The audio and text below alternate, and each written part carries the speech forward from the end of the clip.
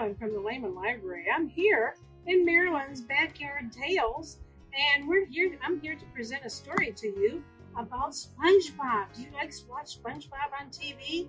I know Spongebob is pretty silly. Sometimes our parents don't like us to watch Spongebob because he gets a little too silly and carried away, but hopefully you won't do that. And if you'd like to check out some things about Spongebob, we have DVDs at the library about Spongebob. And you can also find out about sand and beaches and drawing and all the things that we're going to talk about today. I love to play with the sand and build sand castles. And you know what I really like best? When there's nobody else around and I see that somebody else built a sand castle. Do you know what I like to do? I like to destroy them. Psh, psh, psh. And I like to tear them to pieces. And then I build my own. Because I like to build my own. Now you usually need some nice wet sand. So you have to kind of dig down deep where the ocean waters have been coming. And you get that nice wet sand. And build a moat around it. And you can put a little ditch and make your own sand castle. Which is kind of cool. And you put water in there, make a bridge and all sorts of things tunnel through. But I like to bring my little molds from my sandbox at home. And I like to make my own castles. They're so much better than the ones I can build because I'm not really very good at that. But playing in the sand is so much fun. And when you're at the ocean, it's even more fun. So I love it.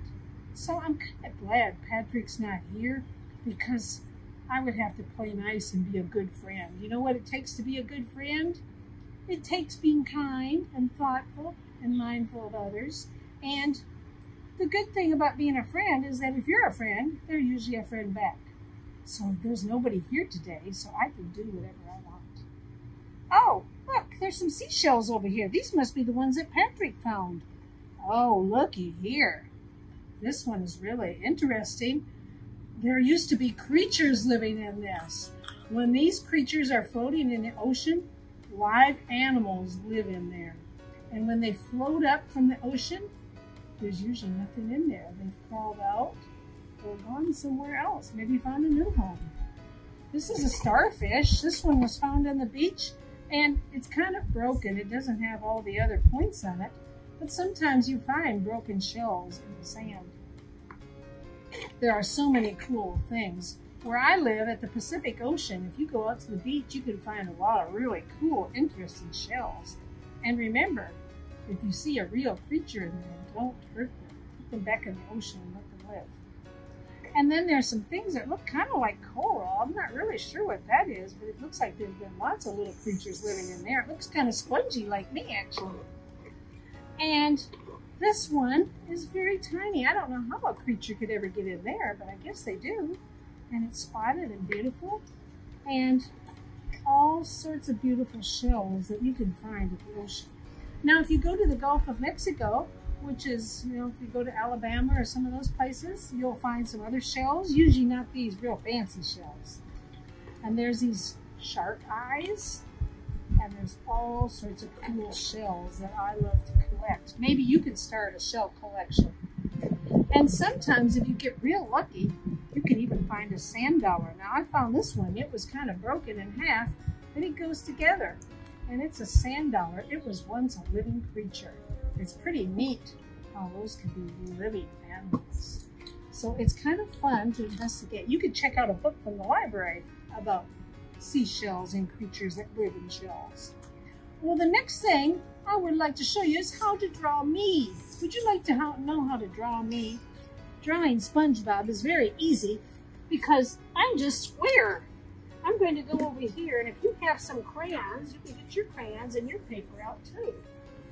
So it doesn't matter what color you have. Obviously, I'm yellow, so I'm going to use yellow. Now, it might not show up real good, but I'm going to do my best to show you. So we draw a square first. It has 4 sides that are pretty much even. And then you can fill it all in if you want to color it all in. I'm just going to kind of scribble mine in for now.